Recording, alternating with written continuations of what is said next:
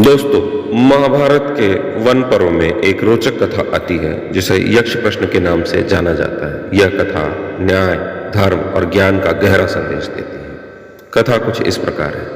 पांडव अपने वनवास के दौरान एक दिन पानी की खोज में भटक रहे थे।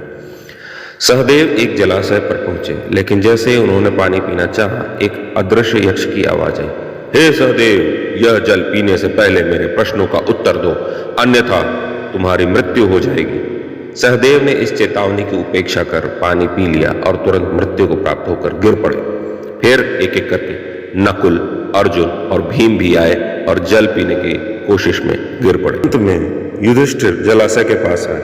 यक्ष ने उन्हें भी वही चेतावनी दी। युधिष्ठिर ने विनम्रता से यक्ष से प्रश्न पूछने को कहा और सभी प्रश्नों को उत्तर धैर्यपूर्वक दिए। कुछ महत्वपूर्ण प्रश्न और युधिष्ठिर के उत्तर इस प्रकार है। यक्ष ने पूछा, जीवन का सबसे बड़ा आश्चर्य क्या है? युधिष्ठिर जी ने उत्तर दिया, प्रतिदिन अनगिनत लोग मृत्यु को प्राप्त होते हैं, फिर भी बाकी लोग सोचते हैं कि वो सदा जीवित रहेंगे।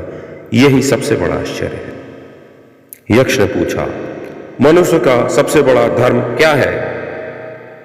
युधिष्ठिर जी ने उत्तर दिया, सत्य और अहिंसा ही सबसे बड़ा धर्म है।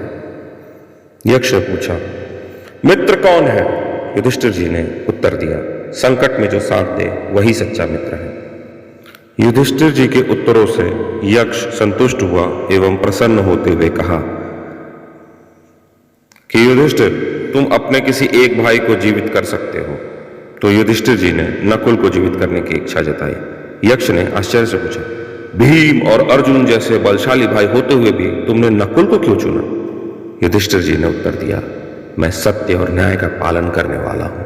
मेरी माता कुंती का एक पुत्र जीवित है, जो कि मैं स्वयं हूं, इसलिए माता माद्री का भी एक पुत्र जीवित रहना चाहिए। यक्ष उनके न्यायप्रिय स्वभाव से बहुत प्रसन्न हुआ और सभी पांडवों को जीवन दान दे दिया। इस कथा से हमें ये सीख मिलती है कि संकट में भी धैर्य और बुद्धिमानी से काम लेना चाहिए।